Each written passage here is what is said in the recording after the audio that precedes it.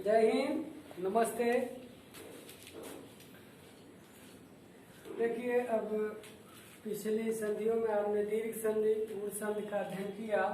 अब हम यल संधि के बारे में अध्ययन करेंगे। यल संधि का सूत्र होता है इको यणचि, इक धन यण धन अचि अचि।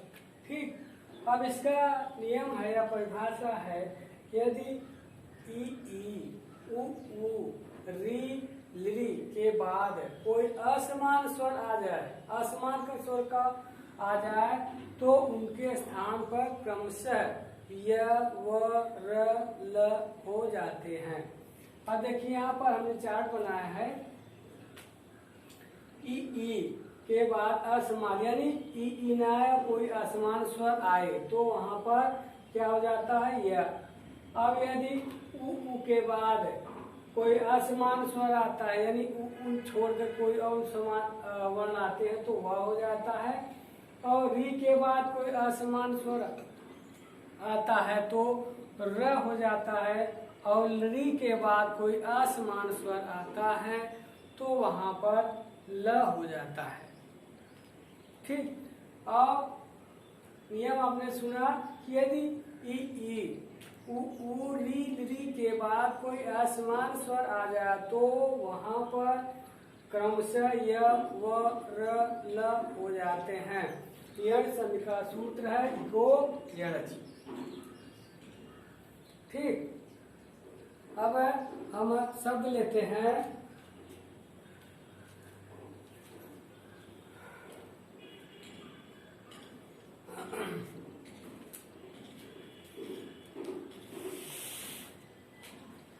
शब्द है यद्यपि।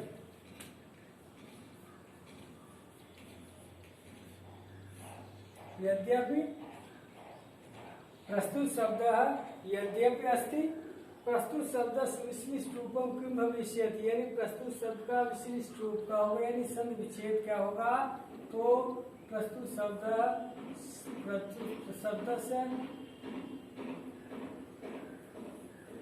यति धने अपि। ठीक, यदि धने अपि, तो प्रथम शब्दाशय संते का सुरस्ति क्या होगा, ह्रस्वी। द्वितीय शब्दाशय प्रारंभे का सुरस्ति ह्रस्व। एतयो सम्मेलन किम भविष्यति, इन दोनों के मिलाने से क्या होगा, य। अगर वह यदि ई के बाद असमान स्वर आ जाए तो वहां पर क्या होता है, य। क्या होगा, य। ठीक, आगे शब्द है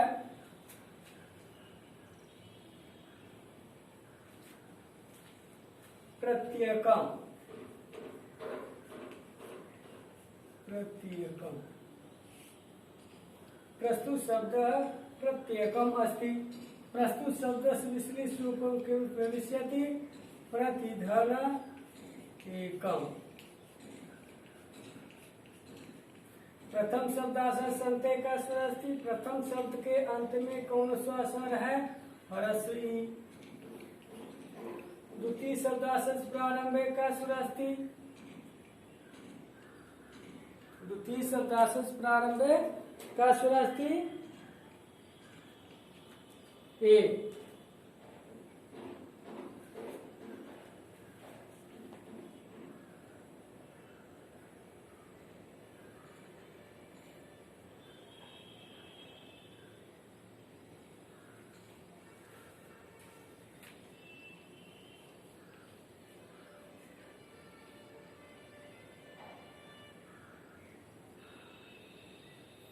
क्या होगा, यहाँ पर ई के बाद कोई असमान स्वर आ जाता है तो वहां पर क्या होगा, य।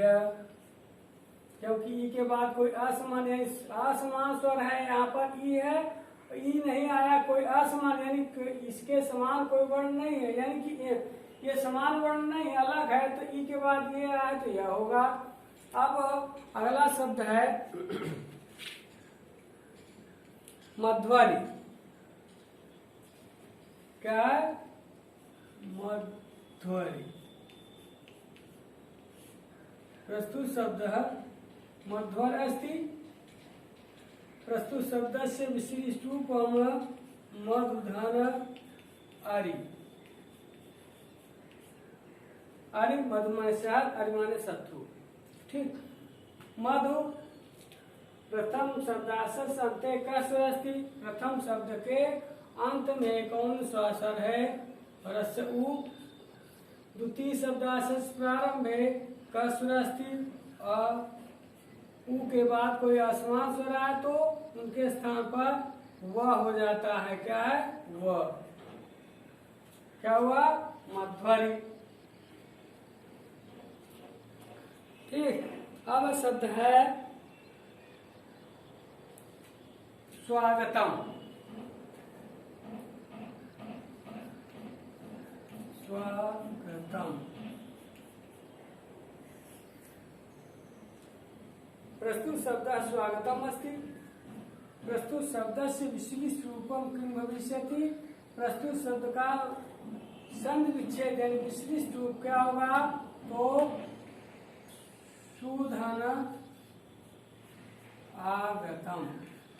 आगतम।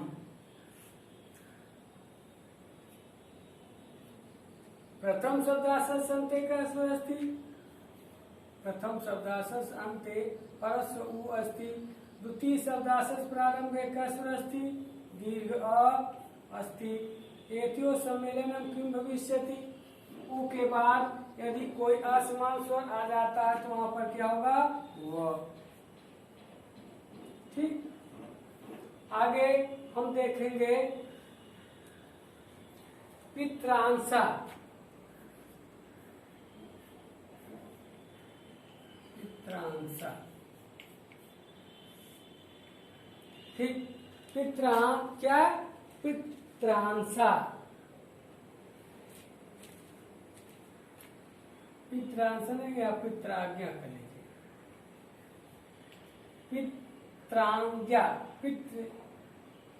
पित्रांज्ञा क्या है, प्रथम प्रस्तुत शब्द से विशिष्ट रूपम किम भविष्यति। प्रस्तुत शब्द से विशिष्ट रूपम पितृधन आज्ञा। प्रथम शब्द आशंते का स्वर अस्ति। प्रथम शब्द के अंत में कौन सा स्वर है, री। ठीक। द्वितीय शब्द आशस प्रारंभ में का स्वर अस्ति। दीर्घ आ। एतयो सम्मेलनम किम भविष्यति यानी इन दोनों के मिलाने से कौन सा स्वर होगा, र। ठीक।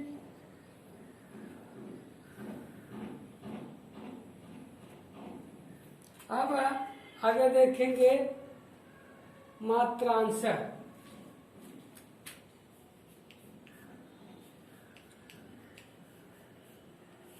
मात्रांश मातृधन अंश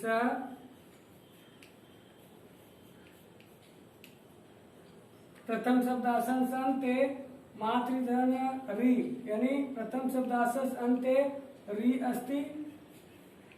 द्वितीय शब्दाशंस प्रारंभ है अस्ति।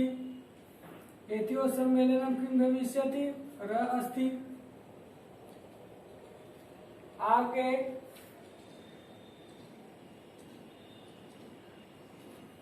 आगे शब्द है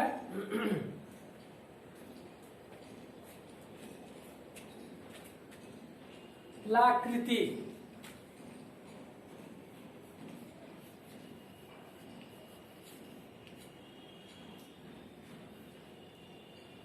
प्रस्तुत शब्द विशिष्ट रूपम लीधन आकृति। प्रथम शब्दाशस अन्ते का स्वर अस्ति, लिरि अस्ति। द्वितीय शब्दाशस प्रारंभे का स्वर अस्ति, दीर्घ अ अस्ति। एतयो सम्मेलनम किम भविष्यति। लिधन के बाद, लिरि के बाद कोई असमान स्वर आता है तो वहां पर ल हो जाता है, ल। ठीक। आगे एक शब्द और देखते हैं।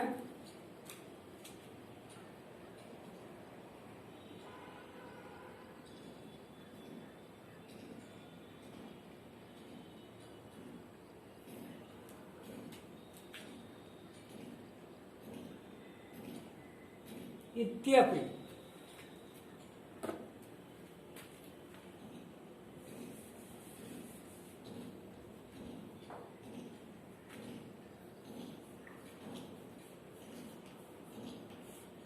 प्रस्तुत शब्द है इत्यपि अस्ति।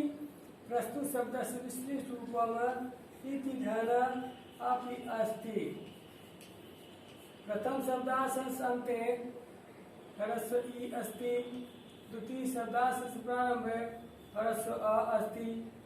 अगर हम यहाँ चार्ट में देखेंगे, यदि ई के बाद कोई असमान स्वर आ जाता है तो वहां पर यह हो जाता है इधर अ बराबर यह। आज के लिए इतना ही। फिर नेक्स्ट वीडियो के साथ आपके सामने उपस्थित होंगे। आप लोग जम करके पढ़िए, क्योंकि मेहनत का कोई शॉर्टकट नहीं होता। जम करके पढ़िए।